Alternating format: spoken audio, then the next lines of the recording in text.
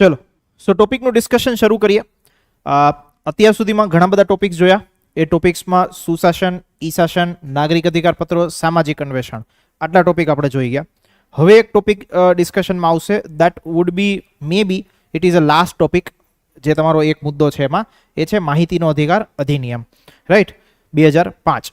શું છે ડિસ્કશનના point that we will go through with the PPTs. બધું જ કોન્ટેન્ટ પીપીટીમાં આપેલું છે. જે ટર્મિનોલોજી, જે શબ્દાવલી, જેટલું વોકેબ જોઈએ તમારે લખવા માટે કોઈ બી શું કહેવાય ક્વેશ્ચનમાં, એ ક્વેશ્ચનનો વોકેબ લખવા માટેની ઇન્ફોર્મેશન આપણા આ પીપીટીની અંદર છે. પ્લસ જે બે ક્વેશ્ચન પૂછાયા છે અત્યાર સુધીમાં, જે પ્રેક્ટિસ ક્વેશ્ચન્સ માટે મૂક્યા છે, એ somewhere those type of questions were asked. Already એ ક્વેશ્ચન્સ પૂછાઈ ગયા છે. ઓકે, તો એ બી તમને આઈડિયા આવે કે કેવા પ્રકારના ક્વેશ્ચન્સની રેન્જ આમાંથી પૂછાઈ શકે એવી છે. On the other side I just want to bring a notice કે જ્યારે આપણે ગુજરાતી ભાષાનું પેપર લખતા હોઈએ, રાઈટ, તો ગુજરાતી ભાષાના પેપરમાં એક ટોપિક આપણે જોયો તો કયો? ચર્ચાપત્ર. એ ચર્ચાપત્રમાં બી આ ટોપિક પૂછાયેલો છે. 2020ની કોઈ એક્ઝામ હતી, એ 2020ની એક્ઝામમાં આરટીઆઈના એક્ટને 15 વર્ષ પૂર્ણ થયા હતા. Okay, RTI Act was completed 15 years. So 15 years completion થવા પર એ ચર્ચાપત્રમાં એવો ક્વેશ્ચન પૂછવામાં આવ્યો હતો કે આરટીઆઈના ફાયદા ગેરફાયદા જણાવો.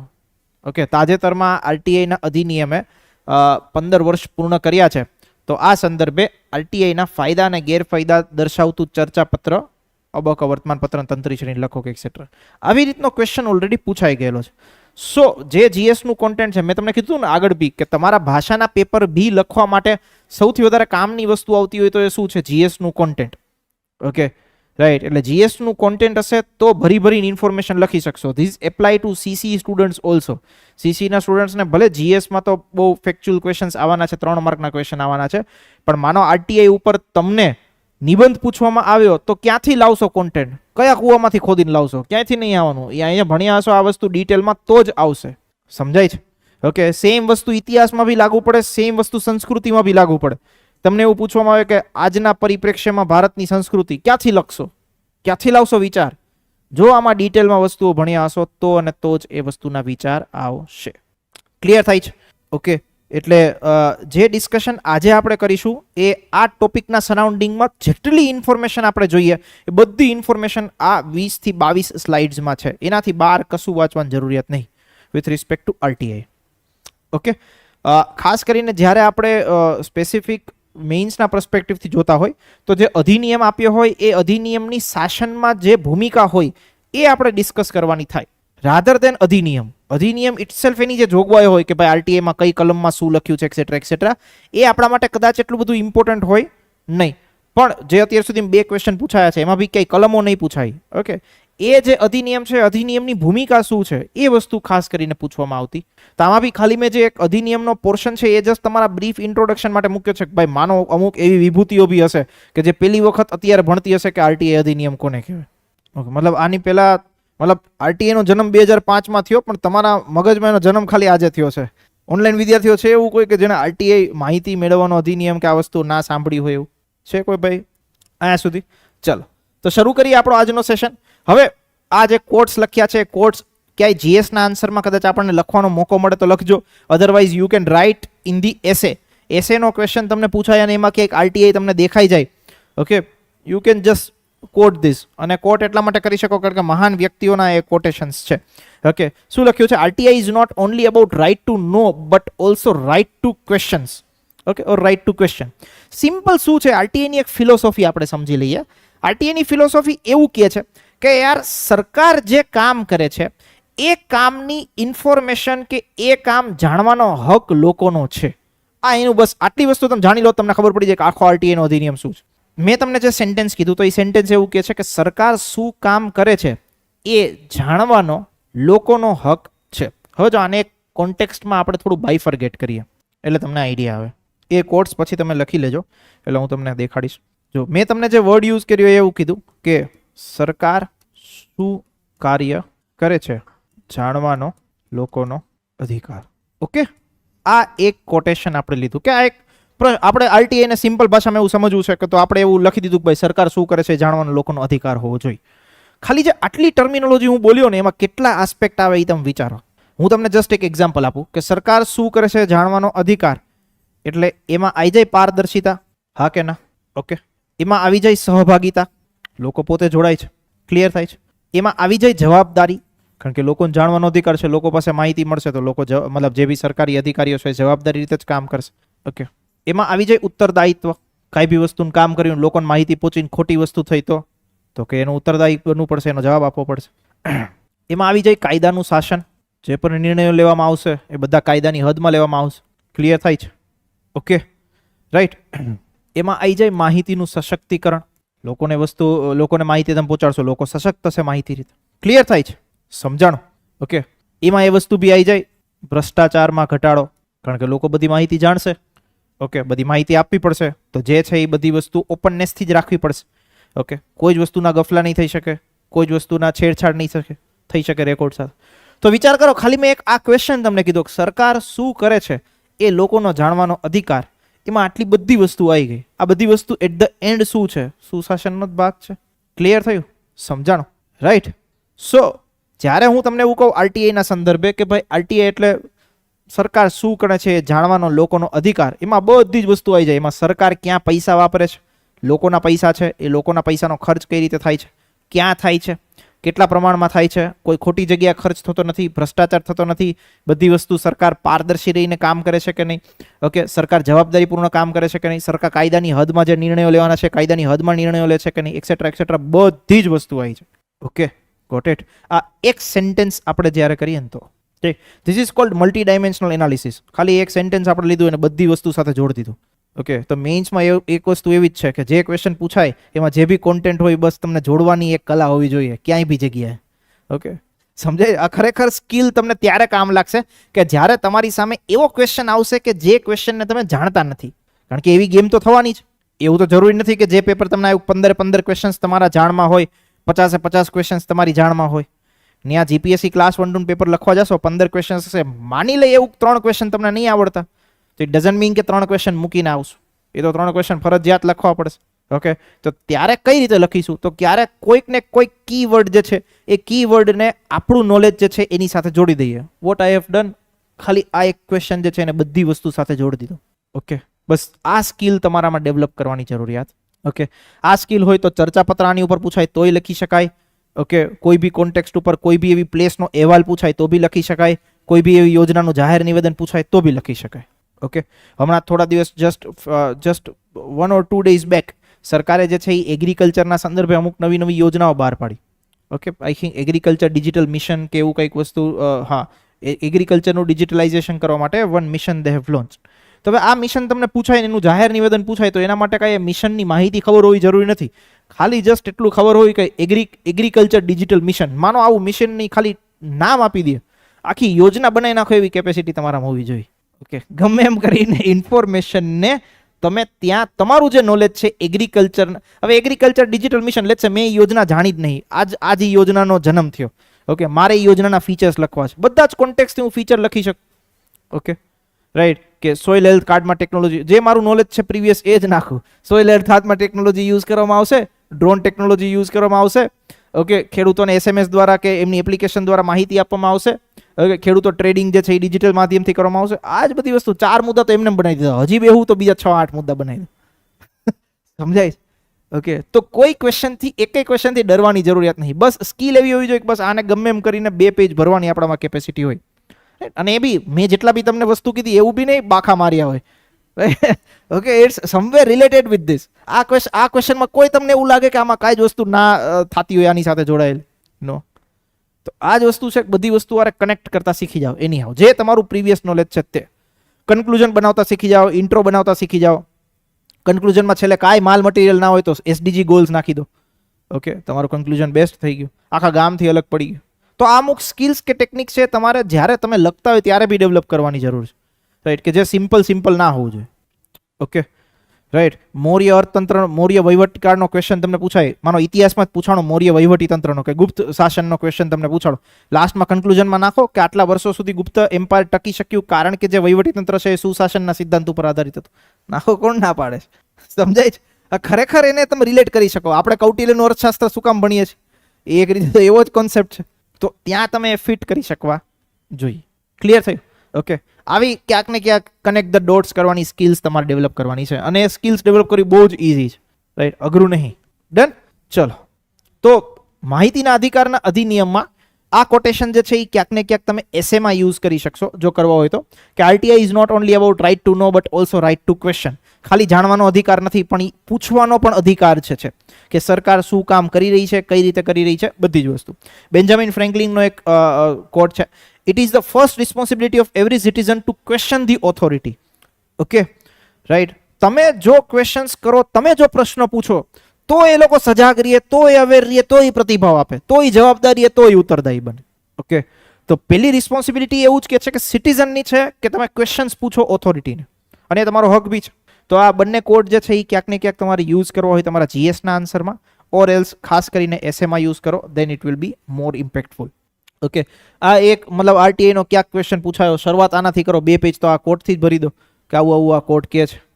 ઓકે, જેવી સ્કિલ, મતલબ એક રીતે આપણા માટે, મતલબ we have sum things in our inheritance.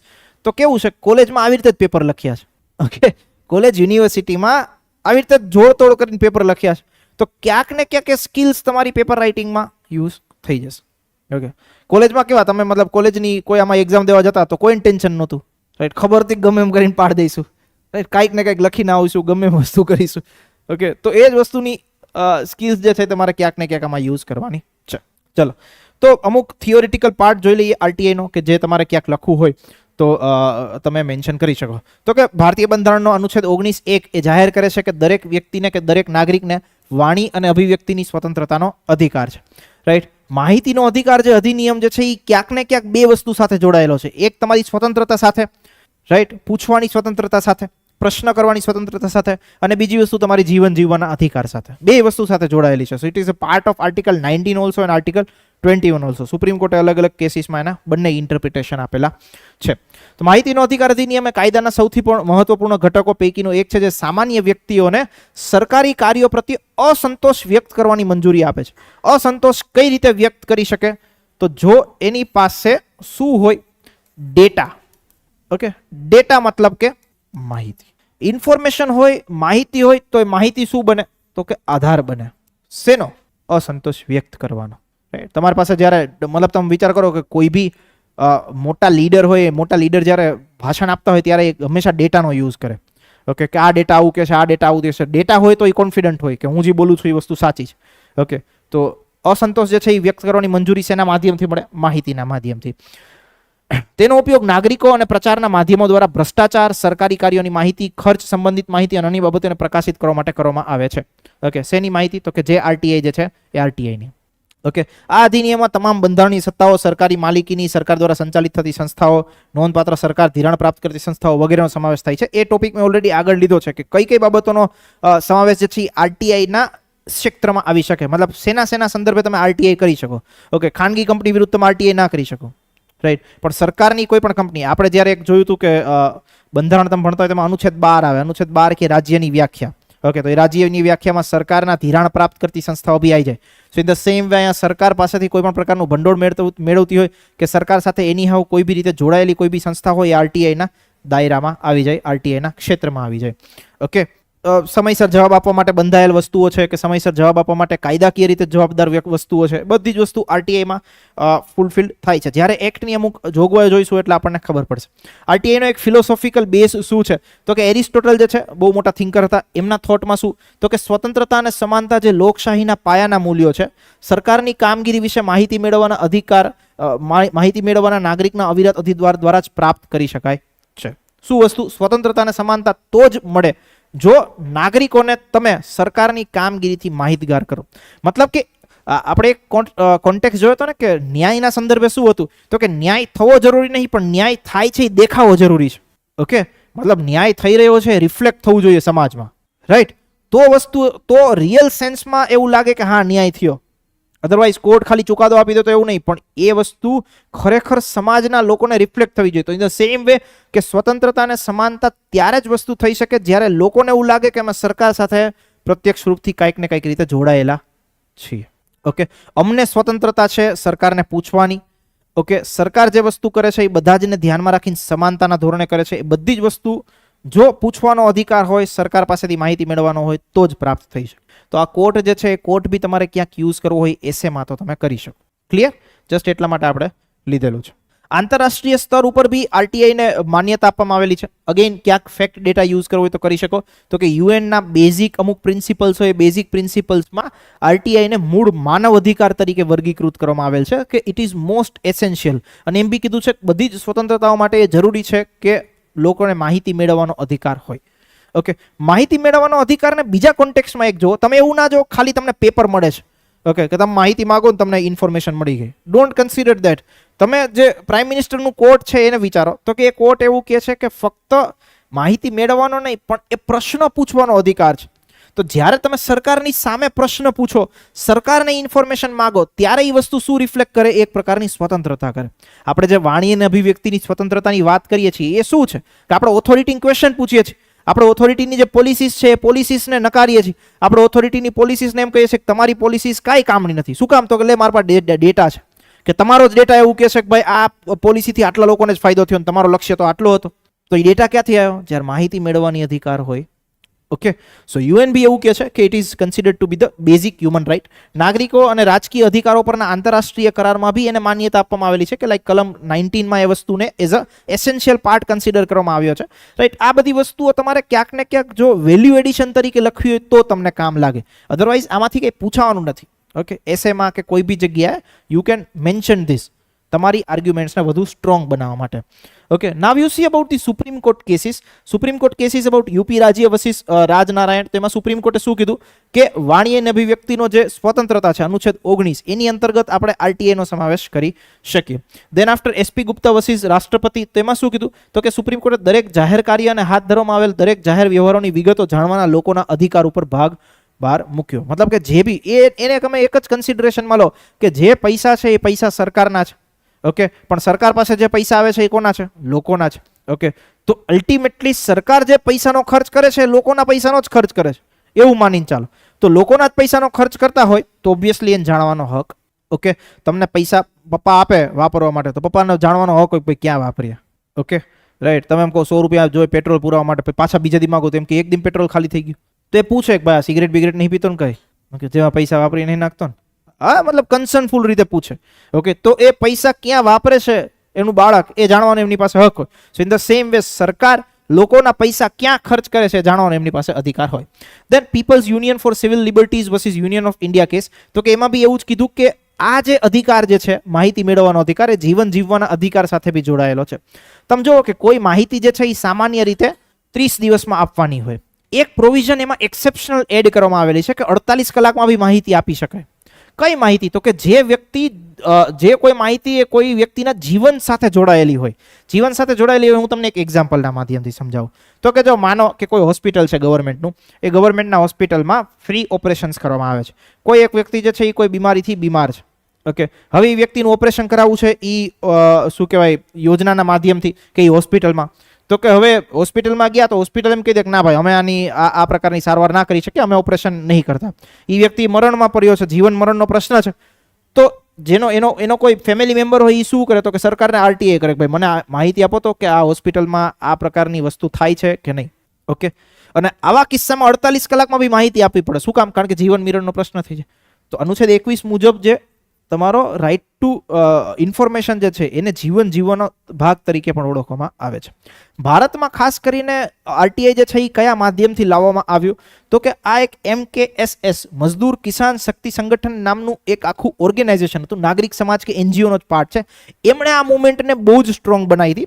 આ MKSSના એક વ્યક્તિ જે છે જે લીડર હતા એ સમયે, એમનો એક આખો ટેડ ટોક અવેલેબલ છે યુટ્યુબ પર. તો એકવાર તમે જોજો કે એમણે કઈ મુવમેન્ટ ચલાવેલી હતી અને શેના માધ્યમથી ભારત દેશમાં આરટીઆઈ આવ્યું. આ મુવમેન્ટને કારણે જ 2005માં સંસદે જે છે એ માહિતીના અધિકાર અધિનિયમનો કાયદો બનાવવાની ફરજ પડી હતી. Okay, right. સો એક પ્રકારનું એનજીઓ. અગેન તમે જુઓ કે વિકાસ પ્રક્રિયામાં નાગરિક સમાજોનો ફાળો તમારો એક મુદ્દો છે. તો આ બેસ્ટ એક્ઝામ્પલ છે કે નાગરિક સમાજે કે એનજીઓએ શું ભૂમિકા ભજવી હોય ભારત દેશમાં. So you can consider this કે લોકોને માહિતીનો અધિકાર અપાવ્યો. Right, clear? બસ આ વસ્તુનો એક ઇતિહાસ છે. આ કેસીસ તમારે ક્યાંક મેન્શન કરવો હોય યુ કેન મેન્શન તમારી આર્ગ્યુમેન્ટ્સને સ્ટ્રોંગ બનાવવા માટે. સેમ વે આ વસ્તુ લખવી હોય તો બી તમે લખી શકો કે આ એટલા માટે આપણે અહીંયા વસ્તુઓ મૂકેલી. ઓકે, ચલો આરટીઆઈ ના અધિનિયમની જોગવાઈઓ બહુ જ શોર્ટમાં મેં જોગવાઈઓ લીધી છે, કારણ કે એટલી બધી ઇમ્પોર્ટન્ટ નહીં કે પૂછાવાની બી નહીં, કારણ કે આખો એક તમે વાંચવા જતો તો બહુ લાંબો થાય. આપણે સિમ્પલ અમુક વસ્તુઓ આમાં મેન્શન કરેલી છે. તો કે શું વસ્તુઓ મેન્શન કરેલી છે? તો કે પહેલી વસ્તુ જો કે જે ઇન્ફોર્મેશન જે છે એના માટે 3 સ્તરીય વ્યવસ્થા બનાવવામાં આવી. 3 સ્તરીય વ્યવસ્થા એટલે શું? તો કે પહેલી વ્યવસ્થા જાહેર માહિતી અધિકારી, કોઈ એક ઓર્ગેનાઇઝેશન હોય એમાં પબ્લિક ઇન્ફોર્મેશન ઓફિસર બનાવવામાં આવે. જેમ કે સચિવાલયની તમે વાત કરો તો ત્યાં જે સેક્શન ઓફિસર હોય ડીવાયએસઓથી ઉપર, સેક્શન ઓફિસર હોય is consider to be the જાહેર માહિતી અધિકારી. ઓકે, તો મતલબ એવું નહીં કે અલગથી નવી પોસ્ટ બનાવી, કોઈ જે વડા હોય એને જ આ પ્રકારની પોસ્ટ આપી દેવામાં આવે, ભાઈ આ જે છે એ જાહેર માહિતી અધિકારી બનશે. ઓકે, તો 3 સ્તરીય વ્યવસ્થા. પહેલી તો કે જાહેર માહિતી અધિકારી, બીજી તો કે પ્રથમ અપીલ અધિકારી. સેક્શન ઓફિસરની ઉપર હોય under secretary, he is considered with the first appeal authority. Okay, અને બીજી અપીલ ઓથોરિટી તો કે એ સીધી ક્યાં જાય? તો કે ઇન્ફોર્મેશન કમિશનમાં જાય.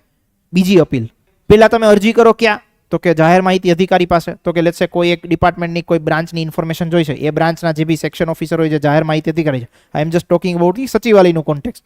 તો ત્યાં તમે અરજી કરો તો પહેલી અરજી થઈ, એને તમને માહિતી આપી, એ માહિતી તમે નાખુશ છો, એને તમને માહિતી ના આપી, આવા કોઈ બી કિસ્સા થયા તો તમે પહેલી અપીલ ક્યાં કરી શકો? પ્રથમ અપીલ અધિકારીને. એને બી તમને માહિતી ના આપી તો એનાથી આગળ તમે ક્યાં કરી શકો?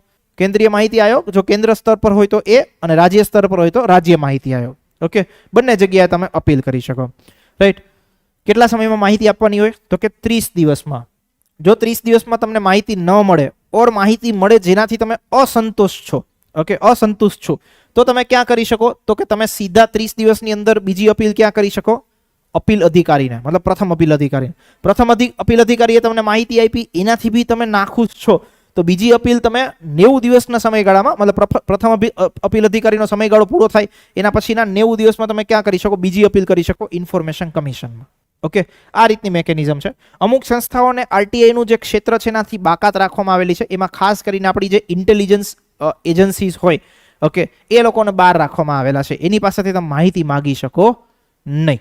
ઓકે, ક્લિયર થાય છે? મતલબ એવી ઇન્ફોર્મેશન ના માગી શકો કે બોલો ભાઈ ન્યુક્લિયર બોમ્બ કઈ રીતે બનાવવાનો, ઓકે, એની જે પણ સામગ્રીઓ છે સામગ્રીની વિગતો આપો. કઈ થોડી શું કહેવાય શાક બનાવવાની રેસીપી છે, ઓકે, કે માહિતી તમને સરકાર આપી. રાઈટ. તો અમુક જે સંસ્થાઓ છે, સંસ્થાઓને આરટીઆઈના જે ક્ષેત્ર છે, આરટીઆઈનું જે જ્યુરિસ્ડિક્શન છે એનાથી બહાર રાખવામાં આવેલી છે. ક્લિયર?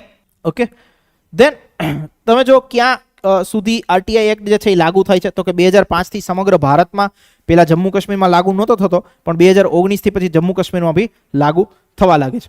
ઓકે, તમામ ખાનગી સંસ્થાઓ જે સરકાર દ્વારા માલિકીની નિયંત્રિત અથવા નોંધપાત્ર રીતે ધિરાણ ધરાવતી હોય, બધી જ સંસ્થાઓને બી આમાં આવરી લેવામાં આવે છે. સરકાર જો કોઈને ડોનેશન આપતી હોય, ગ્રાન્ટ આપતી હોય, તો એવી સંસ્થાઓ બી આરટીઆઈના ક્ષેત્રમાં આવશે. પોલિટિકલ પાર્ટીઝ આરટીઆઈના ક્ષેત્રમાં આવતી નથી. જ્યુડિશિયરી આરટીઆઈના ક્ષેત્રમાં આવે છે, પણ જ્યુડિશિયરીની અમુક ઇન્ફોર્મેશન જ, ઓકે, બધી ઇન્ફોર્મેશન નહીં. જેમ કે જ્યુડિશિયરીના ખાસ કરીને કોલેજિયમ સિસ્ટમના નામ ને બધી વસ્તુ હોય છે, that is not a part of the RTI. એના સંદર્ભે તમે આરટીઆઈ કરી શકતા નથી, પણ જ્યુડિશિયરીની બાકી નોર્મલ ઇન્ફોર્મેશનના સંદર્ભે તમે આરટીઆઈ કરી શકો. Political parties are not part of RTI. Okay, political parties આરટીઆઈના ક્ષેત્રમાં આવતી નથી. એનું રીઝન છે, અમુક આર્ગ્યુમેન્ટ્સ એની ફેવરમાં બી છે, અમુક આર્ગ્યુમેન્ટ્સ એની અગેન્સ્ટમાં બી છે. રાઈટ, કે ભાઈ શું કામ પોલિટિકલ પાર્ટીઝ ના આવી જોઈએ, એને લાવી જ જોઈએ. તો અમુક ફેવરમાં આર્ગ્યુમેન્ટ્સ છે, અમુક અગેન્સ્ટમાં બી છે. અગેન્સ્ટમાં એવું છે કે ભાઈ બંધારણીય રીતે એને કંઈ વ્યાખ્યાયિત કરવામાં આવેલ નથી, ના તો એ સરકારની એજન્સી છે. પોલિટિકલ પાર્ટી સરકાર માટે કંઈ કામ કરતી નથી, દેટ ઇઝ કન્સિડર્ડ સરકાર બનાવી it is different thing, but એ તો મેમ્બર બની જાય પછી. ઓકે, બાકી પોલિટિકલ પાર્ટીઝ ઇન્ડિવિજ્યુઅલ કોન્ટેક્સ્ટમાં કોઈ સરકારની એજન્સી નથી, એટલે એને કાંઈ તમારા આરટીઆઈમાં લાવવાની જરૂર નથી. ઓન ધી અધર સાઇડ લાવવાની જરૂર છે, એમાં બી આર્ગ્યુમેન્ટ્સ છે કે ભાઈ એ લોકો જ પોતે સરકાર ચલાવે છે, કોન્ફ્લિક્ટ ઓફ ઇન્ટરેસ્ટ બી થઈ શકે. ઓકે, સરકારી ભંડોળ, ઘણું બધું જે ભંડોળ છે, ઘણું બધું નાણાં છે એ દેશના લોકો પાસેથી ડોનેશનના ફોર્મમાં લેતા હોય છે, તો આ કોન્ટેક્સ્ટમાં એમને તમારે એઝ અ આરટીઆઈમાં સામેલ કરવા જોઈએ. તો એ બંને પ્લસ માઇનસ આર્ગ્યુમેન્ટ્સ ચાલતી રહેતી હોય છે. એકવાર તમારે એ કમ્પેરેટિવ એનાલિસિસ જોવું હોય તો નેટ પર સર્ચ બી કરી શકો કે political parties should be in the RTI or not. એ રીતે તમે ખાલી એટલું સર્ચ કરશો તો તમને 4-5 મુદ્દાઓ મળી જશે. ઓકે, બટ એટલો બધો ચર્ચાનો મુદ્દો છે ને, એટલે આપણે એને કન્સિડરેશનમાં લેતા નહીં. ચલો, હવે તો કે મેઇન જે 2 પોઈન્ટ આપણે ડિસ્કસ કરવાના છે એ છે એક આરટીઆઈનું મહત્વ, કે જેનાથી આપણને માલ મટીરિયલ મળી લેશે લખવા માટેનો, અને બીજી વસ્તુ છે આરટીઆઈ સામેના ચેલેન્જીસ. રાઈટ, અને ત્રીજી વસ્તુ જે આપણે ડિસ્કશન કરીશું, જે હમણાં થોડા સમય પહેલાથી ચર્ચામાં રહેતી હોય છે, થોડા સમય તો ન કહી શકો પણ ઓલમોસ્ટ 5 વર્ષનો સમયગાળો કહી શકો, but it was considered to be in the news. Okay, શું કામ ન્યૂઝમાં છે આપણે હમણાં આગળ જોઈશું. પણ ક્વિકલી આ વસ્તુ ડિસ્કસ કરી લઈએ. આમાં હું તમને ખાલી જે ટર્મિનોલોજી છે એ ટર્મિનોલોજીની બેઝિક વસ્તુનું ક્રક્સ ઇન્ફોર્મેશન આપી દઈશ, એટલે તમને આપોઆપ સમજાઈ જશે કે શું વસ્તુ કહેવા માંગે. કારણ કે મેં જે અંદર લખેલું છે એ લખવામાં આવેલી વિગતો બી બહુ જ ટુ ધ પોઈન્ટ લખેલી છે. ઓકે, એટલે તમારે જો જે બી મેઇન્સમાં લખવા માટેનું માહિતી જોઈએ that you will get it from this points. But એકવાર આપણે ડિસ્કસ કરીશું કે શું શું વસ્તુ આ કહે છે. તો કે જો આરટીઆઈનું મહત્વ કયા કોન્ટેક્સમાં કહી શકીએ, તો કે પહેલી વસ્તુ પારદર્શિતા અને જવાબદારી વધારવી. રાઈટ, પારદર્શી કઈ રીતે, તો કે બધી વસ્તુઓ ઓપનનેસથી થશે. કારણ કે સરકારના જે બી કાર્યો હોય, સરકારની જે બી ઇન્ફોર્મેશન હોય, સરકારની જે બી માહિતી હોય, એ બધી જ વસ્તુઓ આરટીઆઈના માધ્યમથી અન્ય વ્યક્તિઓ માંગી શકે. ઓકે, તો પારદર્શિતાને એ પ્રોત્સાહન આપતી બાબત છે. રાઈટ, તમે વિચાર કરો જીપીએસસીની જે કોપીઝ છે, જીપીએસસીની કોપીઝમાં બી તમે આરટીઆઈના માધ્યમથી તમારી આન્સર કોપી મંગાવી શકો. ઓકે, સો યુ સી કે કેટલી લેવલ ઉપર ટ્રાન્સપરન્સી એસ્ટાબ્લિશ થયેલી છે. રાઈટ, તો પહેલો પોઈન્ટ, સૌથી પહેલો પોઈન્ટ ફૂલફિલ થાય આરટીઆઈના પર્સપેક્ટિવથી, તો એ છે પારદર્શિતા. બીજી વસ્તુ જવાબદારી. જવાબદારી કઈ રીતે, તો કે જે બી અધિકારીઓ એની સાથે જોડાયેલા છે નિર્ણય પ્રક્રિયામાં, સરકારના પૈસા ખર્ચ કરવાની બાબતથી લઈ અને નિર્ણય પ્રક્રિયામાં જે બી અધિકારીઓ જોડાયેલા છે એ બધા જ લોકો જવાબદાર બનશે. શું કામ? કારણ કે એને એક પ્રકારનો ફિયર તો એ રહેશે જ કે હું જો કાંઈક ખોટું કામ કરીશ તો આ વસ્તુની માહિતી બહાર પડશે. ઓકે, માર્કેટમાં માહિતી આવી જશે અને જો મેં કંઈ ખોટું કર્યું હશે તો મારા વિરુદ્ધ જ આ પ્રકારની કાર્યવાહી થઈ શકે. તો એટલા માટે જે બી નિર્ણય લેશે એ બહુ જ સાચવીને વિચારીને કઈ રીતે લેશે, તો કે કાયદાની હદમાં લેશે. ઓકે, તો આનાથી તમે જવાબદારી એસ્ટાબ્લિશ કરી શકો. તો પહેલી વસ્તુ પારદર્શિતા, બીજી વસ્તુ જવાબદારી. થર્ડ થિંગ, નાગરિકોનું સશક્તિકરણ. નાગરિકોનું સશક્તિકરણ કઈ રીતે, તો કે પહેલી વસ્તુ માહિતી તમે જ્યારે પ્રોવાઈડ કરો છો, ઇન્ફોર્મેશન આપો છો, એ ઇન્ફોર્મેશનના માધ્યમથી એક મેસેજ તો એવો થાય કે સરકાર ઓપન છે, સરકાર ટ્રાન્સપરન્ટ છે. બીજી વસ્તુ કે નાગરિકોને પોતે માહિતી જ્યારે મળે ત્યારે એ લોકો પોતે ઇન્ફોર્મેશનથી એમ્પાવર્ડ થાય. ઓકે, એને ખબર પડે કે હા, જે સરકાર જે છે, સરકારે જે બી અમને વાયદાઓ કર્યા હતા, જે બી વચનો કર્યા હતા, એમ કીધું હતું કે આટલા લોકોને રોજગારી આપીશું, એ માહિતી જ્યારે મગાઈએ, અમને માહિતી મળે ત્યારે એ વસ્તુ ફૂલફિલ્ડ થાય કે ચલો સરકારે કામ સાચું કર્યું કે નહીં કર્યું. ઓકે, મતલબ ઇન્ફોર્મેશનથી તમે શું કરો છો, લોકોને એમ્પાવર્ડ કરો છો. ઇન્ફોર્મેશનથી એમ્પાવર્ડ કરો છો તો સાથે સાથે એવી વસ્તુ છે કે એ લોકો પોતે બી શાસનમાં ભાગીદાર બને, પોતે બી શાસનમાં જોડાય છે. સેકન્ડ થિંગ, ભ્રષ્ટાચારમાં ઘટાડો. ઉપર તમે જ્યારે જવાબદારી કોઈની સુનિશ્ચિત કરો તો આપોઆપ ભ્રષ્ટાચારમાં ઘટાડો થઈ જાય. રાઈટ, જે બી નિર્ણયો છે એ કોઈ બી નિર્ણયો મનસ્વી રીતે નહીં લેવામાં આવે, કોઈ બી નિર્ણયો આર્બિટરી રીતે નહીં લેવામાં આવે. બધા જ નિર્ણયો કાયદાના શાસનમાં, કાયદાની હદમાં લેવામાં આવશે. જ્યારે કાયદાની હદમાં, કાયદાની શાસન મતલબ કાયદાની હદમાં કે કાયદાના શાસન મુજબ નિર્ણયો લેવાય તો અલ્ટિમેટલી શું થાય, ભ્રષ્ટાચાર ઓછો થશે. ઓકે, ચલો દેન સુશાસનને પ્રોત્સાહન આપવું. સુશાસનને પ્રોત્સાહન આ પ્રક્રિયા કઈ રીતે આપે, તો કે પહેલી વસ્તુ તો કે આરટીઆઈ જે છે સરકારની અંદર વધુ સારી રીતે નિર્ણય લેવા તરફ દોરી જાય છે. કારણ કે જાહેરમાં બધી જ માહિતી, જવાબદારીનો ડર અધિકારીઓને વધુ જવાબદારીપૂર્વક અને કાયદા અનુસાર કાર્ય કરવા માટે દબાણ કરે છે. ઓકે, તો જે બી નિર્ણય પહેલા તો મનસ્વી રીતે નિર્ણયો લેતા, આર્બિટરી રીતે લઈ લો કોઈ બી નિર્ણયો, કાંઈક આપણે વિચારવાની જરૂર નહીં, એક્સેટ્રા એક્સેટ્રા. પણ હવે તો કે જે નિર્ણય પ્રક્રિયા છે એ સુધારેલી છે. કઈ રીતે, તો કે લોકોની ભાગીદારીથી સાથે લોકોની મતલબ સરકારના અધિકારીઓની જવાબદારી નિશ્ચિત કરવા માટે એક્સેટ્રા એક્સેટ્રા બધું. તમે વિચાર કરો કે કોઈ બી, હું તમને જસ્ટ એક એક્ઝામ્પલ દઉં, તો કે લેટ્સ સે કોઈ બી વાઇસ ચાન્સેલરની યુનિવર્સિટીમાં નિમણૂક થતી હોય. ઓકે, એની એક આખી ફાઇલ ચાલતી હોય, લાસ્ટમાં એ જે નામ હોય એ નામ ઉપર ચીફ મિનિસ્ટરની સાઇન હોય. ઓકે, તો આ ચીફ મિનિસ્ટરે આખી જે ફાઇલ ચાલી હોય, ચીફ મિનિસ્ટરે લાસ્ટમાં સાઇન કરી હોય, એની ઇન્ફોર્મેશન બી લોકોને મળી શકે. તો વિચાર કરો કે કેટલા કન્સિડરેશનમાં અને કેટલી વસ્તુઓને ધ્યાનમાં રાખીને સરકાર નિર્ણય લેતી હશે. ઓકે, તો સુધારેલી નિર્ણય પ્રક્રિયા, ઉન્નત લોક ભાગીદારી, સહભાગિતાનો તો આખો જે ફૂલ આઈડિયા છે એ ફૂલફિલ થાય છે. ઓકે, લોકો શાસનમાં પ્રત્યક્ષ રીતે પોતે જોડાય છે સરકારની સાથે કે સરકારની નિર્ણય પ્રક્રિયામાં. રાઈટ, દેન લોકશાહીને મજબૂત બનાવી. તો લોકશાહી કઈ રીતે મજબૂત બને, જ્યારે લોકો પોતે જોડાય ત્યારે. ઓકે, લોકશાહી મજબૂત એ રીતે બી બને કે લોકો પોતે જોડાય, લોકોને ઇન્ફોર્મેશન ખબર હોય તો એને ખબર પડે કે અમારી સરકાર શું કામ કરે છે. રાઈટ, અમારી સરકાર ટ્રાન્સપરન્સીથી કામ કરે છે, અમારી સરકાર જવાબદારીથી કામ કરે છે, અમે જેમને વોટ આપ્યો, રાઈટ, એ વોટ સાચો છે. ઓકે, અમારી જે એક્સપેક્ટેશન્સ હતી એ મુજબ કામગીરી થાય છે. તો લોકશાહીમાં એમનો જે વિશ્વાસ છે વધુ મજબૂત બનશે. ઓન ધી અધર સાઈડ વિચાર કરો, તમે ટ્રાન્સપરન્સી જ ના હોય તો લોકોમાં કેવો મેસેજ જાય કે સરકાર કામ શું કરે છે તો ખબર જ નહીં પડતી. ઓકે, એક તમે જ્યારે બી કોઈ બી જગ્યાએ માર્કેટિંગનો કોન્સેપ્ટ તમે જોવો ને, માર્કેટિંગનો મતલબ શું થાય, માર્કેટિંગ ઇઝ લાઈક કે તમે જે વસ્તુઓ બનાવી રહ્યા છો એ વસ્તુ લોકો સુધી પહોંચાડવી. This is called as N marketing. Okay, તમારી જે બી ઇન્ફોર્મેશન છે કે તમારી જે સ્પેશિયાલિટી છે એ સ્પેશિયાલિટી લોકો સુધી પહોંચાડવી, that is called as N marketing. Okay, તો સરકાર જે લોકો માટે કામગીરી કરે છે એ કામગીરી એને ત્યાં લોકો સુધી પહોંચાડવી પડે. લોકો સુધી પહોંચે તો એમનો વિશ્વાસ મજબૂત થાય કે ચલો સરકાર જે છે એ વ્યવસ્થિત રીતે કામ કરે છે. Okay, clear. દેન હાસ્યમાં ધકાઈ ગયેલા લોકોનું સશક્તિકરણ. ઘણી વખત કેવું હોય કે જે લોકો હાસ્યમાં ધકાઈ ગયેલા, મતલબ કે માનો જે કોઈ બી પછાત હોય, ઓકે, જે ઉપર ના આવી શક્યા હોય, એક્સેટ્રા એક્સેટ્રા, આ જે માર્જિનલાઇઝ્ડ સેક્શન છે, રાઈટ, એ માર્જિનલાઇઝ્ડ સેક્શનને જ્યારે ઇન્ફોર્મેશન મળે અને એ ઇન્ફોર્મેશનથી એને ખબર પડે કે ભાઈ સરકારે જો અમારા માટે આટલા પગલાઓ લીધા, તો એ લોકોનો વિશ્વાસ જે છે એ સરકારમાં વધુ મજબૂત બને. અધરવાઇઝ એમની પાસે ડેટા હોય, મતલબ માનો સરકારને કોઈ એવો ડેટા પૂછવામાં આવે કે ભાઈ છેલ્લા 10 વર્ષોમાં તમે SC ST કે OBC કોમ્યુનિટી પાછળ કેટલા રૂપિયા ખર્ચ કર્યા, એમને ઉત્થાન માટે કે એમને આગળ લાવવા માટે કેટલા રૂપિયા ખર્ચ કર્યા. હવે માનો ડેટા કે fact and figure year on year વિપક્ષ પાસે મળે. ઓકે, લેટ્સ એવું આવે કે પેલા વર્ષમાં 3000 કરોડ વાપર્યા હતા, બીજા વર્ષમાં 2000 કરોડ વાપર્યા, ત્રીજા વર્ષમાં 4000, ફરી પાછા 1000 કરોડ, તો વિપક્ષ સામે પૂછી શકે કે ભાઈ આ માર્જિનલાઇઝ સેક્શન હતો એમાં પૈસામાં કેમ ઘટાડો કર્યો હતો. ક્લિયર થાય છે?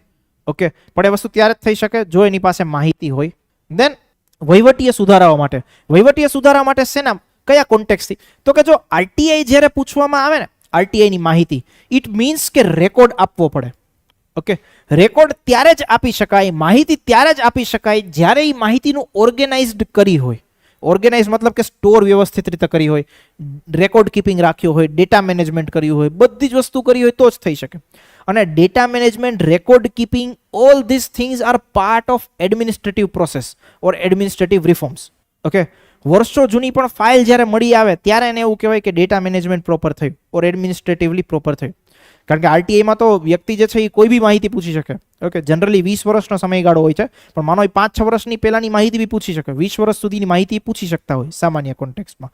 ઓકે, તો માનો 5-6 વર્ષ પહેલાની માહિતી પૂછે ને હવે તમારી પાસે એ ફાઇલ જ ના હોય તો એ એવું શો કરે કે તમે એડમિનિસ્ટ્રેટિવ પ્રોસેસ ફોલો કરી નથી. તો એડમિનિસ્ટ્રેટિવ પ્રોસેસ ફોલો કરવા માટે અને વહીવટીય સુધારાઓ માટે RTI is N important tool. Okay, જો આરટીઆઈ હશે તો અધિકારીઓને ખબર છે કે ભાઈ આ ઇન્ફોર્મેશન તો કોઈ બી વ્યક્તિ ભવિષ્યમાં ગમે ત્યારે માંગી શકે, તો બેટર છે કે અત્યારથી રેકોર્ડ કીપિંગ વ્યવસ્થિત કરો. દેન શોધખોળ પત્રકારિતા માટે પ્રોત્સાહન. અચ્છા, આ થોડો અલગ મુદ્દો છે. અલગ મુદ્દો છે જર્નાલિઝમના પર્સપેક્ટિવથી. અમુક લોકો ઇન્વેસ્ટિગેટિવ જર્નાલિઝમ કરતા હોય. ઇન્વેસ્ટિગેટિવ જર્નાલિઝમ મતલબ કે જે બી સરકારની પ્રવૃત્તિઓ છે એના પાસ્ટ યરના ડેટા, રેકોર્ડ, આ બધી જ વસ્તુઓને એનાલિસિસ કરીને પોતે રિપોર્ટિંગ કરતા હોય. ક્લિયર થાય છે? ઓકે, તો ઇન્વેસ્ટિગેટિવ જર્નાલિઝમ માટે આ એટલા માટે પ્રોત્સાહક છે કે એ જે જર્નાલિસ્ટ છે એ માહિતી ડિપાર્ટમેન્ટ પાસેથી પૂછી શકશે. ઓકે, એને જો ખબર પડે કે ભાઈ સરકારે આ વર્ષોમાં આ જે ક્ષેત્ર છે એમાં બહુ વ્યવસ્થિત કામગીરી નથી, લાઈ માહિતી પૂછું, માહિતી પૂછીને એની ઉપર રિસર્ચ કરું, રિસર્ચ કરીને પછી મારો રિપોર્ટ હું મીડિયામાં આપું કે જો સરકારે આવું આવું કામ કર્યું, આવું આવું કામ કર્યું નથી. ઓકે, તો જર્નાલિસ્ટિક ટૂલ, પારદર્શિતાની સંસ્કૃતિને પ્રોત્સાહન આપવું, એ બંને વસ્તુ આનાથી ફૂલફિલ્ડ થઈ શકે. કે જે બી મતલબ આ એક આખો યુનિક પોઈન્ટ છે. તમારે લખવો હોય તો ક્યાંક લખી શકો, આવો પોઈન્ટ કોઈ નહીં લખે, કોઈ બુકમાં બી નહીં આપ્યો હોય કે દેટ ઇઝ ગેરંટી. જર્નાલિઝમના પર્સપેક્ટિવથી આરટીઆઈ કઈ રીતે ઇમ્પોર્ટન્ટ હોય? ઘણા બધા આરટીઆઈ એક્ટિવિસ્ટ બી હોય છે. ઓકે, રાઈટ, કે જે ખરેખર શું, જેનાથી ખરેખર સરકાર બી ડર લાગતો હોય કે ભાઈ જો કાંઈક ગફલાથી કાંઈક વસ્તુ થઈને સીધો આરટીઆઈ માગીને આખા ગામમાં મીડિયામાં ફેલાઈ દેશે. ઓકે, સો જર્નાલિઝમ માટે બી RTI is an very important tool. પછી બંધારણીય અને કાનૂની મહત્વ. રાઈટ, આપણે જેમ વાણી અને અભિવ્યક્તિની સ્વતંત્રતા બંધારણમાં આપેલી છે અનુચ્છેદ 19માં, તો એ વાણી અને અભિવ્યક્તિની સ્વતંત્રતા માટે પ્રોત્સાહક કોઈ વસ્તુ હોય તો એ શું છે? આરટીઆઈ. વાણી અને અભિવ્યક્તિની સ્વતંત્રતાને વધુ મજબૂત બનાવે. એક એવું હોય કે તમે સરકારની વિરુદ્ધ ખાલી શું કહેવાય નારાઓ લગાવો, સરકારની વિરુદ્ધ ખાલી વાતો કરો, મોટી મોટી અવાજથી સરકારની સામે રાડો પાડો, એક આવું કોન્ટેક્સ્ટ હોય. બીજી વસ્તુ કે તમારી પાસે ડેટા હોય, તમારી પાસે માહિતી હોય અને તમે સરકારને ક્વેશ્ચન પૂછો. વિચાર કરો કે કઈ વસ્તુ ઇફેક્ટિવ થાય ડેટા સાથેની. ડેટા ક્યાંથી આવે? જો માહિતી હોય તો. ઓકે, તો બંધારણીય અને કાનૂની મહત્વને વધુ સારી રીતે કોઈ વસ્તુ બનાવતી હોય તો એ શું છે? આરટીઆઈનો અધિનિયમ. ક્લિયર? દેન સમાવેશી વિકાસને પ્રોત્સાહન આપવું. રાઈટ, સામાજિક ઓડિટ અને ન્યાયી સમાજ, આ બંને વસ્તુને તમે સુનિશ્ચિત કરી શકો શેના માધ્યમથી? તો કે આરટીઆઈ માધ્યમથી. પહેલી વસ્તુ સામાજિક ઓડિટ, તો એમાં તો આપણે રેકોર્ડ કીપિંગની ચકાસણી જ કરીએ છીએ કે રેકોર્ડ વ્યવસ્થિત છે કે નહીં, રેકોર્ડની માહિતી સરખી રીતે નિભાવવામાં આવી છે કે નહીં, લોકોને વ્યવસ્થિત રીતે માહિતી મતલબ લોકોને વ્યવસ્થિત રીતે કામગીરી મળી છે કે નહીં. આ વસ્તુમાંથી રિપોર્ટ બને, રિપોર્ટ લોકો સુધી જાય તો એક રીતે સામાજિક ઓડિટ છે, એ સામાજિક ઓડિટને આરટીઆઈની પ્રક્રિયા વધુ પ્રોત્સાહન આપે છે. સેકન્ડ થિંગ ઇઝ દેટ ન્યાયી સમાજ સુનિશ્ચિત કરવો. ન્યાયી સમાજનો મતલબ એવો થાય કે સરકારે ખરેખર રીતે સમાવેશી વિકાસ કે લોકો માટે કામ કર્યું છે કે નહીં એની માહિતી જો તમારી પાસે હોય તો તમે સરકારને સામે પ્રશ્ન પૂછી શકો ભાઈ શું કામ નહીં કર્યું. Okay, right. તો એના માટે ન્યાયી સમાજ સુનિશ્ચિત થઈ શકે, મતલબ સમાવેશી સમાજ સુનિશ્ચિત થઈ શકે. આર્થિક અસર શું દર્શાવે છે? તો કે જો ભ્રષ્ટાચાર અલ્ટિમેટલી ઘટે, કે જે બી પ્રકારનો સરકારનો ખર્ચ છે એ ખર્ચ જો રેશનાલિટીથી યુઝ કરવામાં આવે. રેશનાલિટીનો મતલબ એવો થાય કે વૈજ્ઞાનિક અને તર્ક આધારિત પૈસાની વપરાશ. તર્ક આધારિત પૈસો વાપરવામાં આવે તો હંમેશા ખર્ચમાં ઘટે. નકામો ખર્ચ જે છે એની ઉપર અંકુશ રહે. કોઈ વ્યક્તિ મતલબ માનો એવું પૂછવામાં આવે કે ભાઈ ઇલેક્શન દરમિયાન સ્ટેશનરી ઉપર કેટલો ખર્ચ થયો, તો કે ભાઈ માનો સરકારે 100 કરોડ રૂપિયા સ્ટેશનરી ઉપર વાપર્યા. કોઈ વ્યક્તિ આવીને પૂછે કે ભાઈ સરકારે જે છે એ આ લોકસભા 2024નું ઇલેક્શન થયું કેટલા રૂપિયા સ્ટેશનરીમાં વાપર્યા. હવે સામે ઇલેક્શન કમિશન એને ઇન્ફોર્મેશન આપે, રાઈટ, કે સરકાર એને ઇન્ફોર્મેશન આપે. ખાસ કરીને ઇલેક્શન કમિશન જ આપે કારણ કે આખું ઇલેક્શનને ઓર્ગેનાઇઝ કર્યું એવું આપે 100 કરોડ રૂપિયાનો ખર્ચ કર્યો. તો સામે કોઈ વ્યક્તિ પૂછે કે ભાઈ 100 કરોડ છે ને આટલા બધા થોડી સ્ટેશનરીમાં ખર્ચ થાય. તો હવે આવી માહિતી જો પબ્લિકમાં આવવાના બી સરકાર શું કરે તો કે વ્યવસ્થિત અને તર્ક આધારિત ખર્ચ જ કરે કે જે વ્યાજબી હોય અને યોગ્ય હોય. ઓકે, સો એની એક ઇકોનોમિક ઇમ્પેક્ટ બી છે આરટીઆઈની. આ પોઈન્ટ બી કોઈ જ બુકમાં નહીં હોય. So it is a most unique point. બધી જગ્યાએ કથા કરેલી છે પારદર્શિતા, સમાવેશી વિકાસ ને સહભાગિતા અને જવાબદારી એક્સેટ્રા એક્સેટ્રા, પણ એની આર્થિક અસર શું છે તો કે આર્થિક અસર એ બી છે કે જે પણ જાહેર સંસાધનો છે, રાઈટ, એ સંસાધનોનો યોગ્ય અને કાર્યક્ષમ ઉપયોગ તમે આરટીઆઈના માધ્યમથી સુનિશ્ચિત કરી શકો. Right. And last point is about the વૈશ્વિક સંદર્ભ. વૈશ્વિક સંદર્ભમાં ભારતને એઝ એક રોલ મોડેલ તરીકે રિફ્લેક્ટ કરવામાં આવે કે જો અમારો દેશ કેટલો ટ્રાન્સપરન્ટ છે, કારણ કે અમારા દેશમાં આરટીઆઈનો અધિનિયમ છે અને અમે બધી જ વસ્તુઓ ઓપનનેસ કરવામાં માનીએ છીએ. ઓકે, તો ભારત દેશની એક વૈશ્વિક છબી બનાવવા માટે કે પછી આંતરરાષ્ટ્રીય જવાબદારો કે જેની ઉપર ભારતે સાઇન કર્યું હોય તો એવો એક શું કહેવાય યુ કેન સે કન્વેન્શન છે. કન્વેન્શન મતલબ કે એવું એક સંમેલન બી છે. It's called as an United Nation convention against corruption.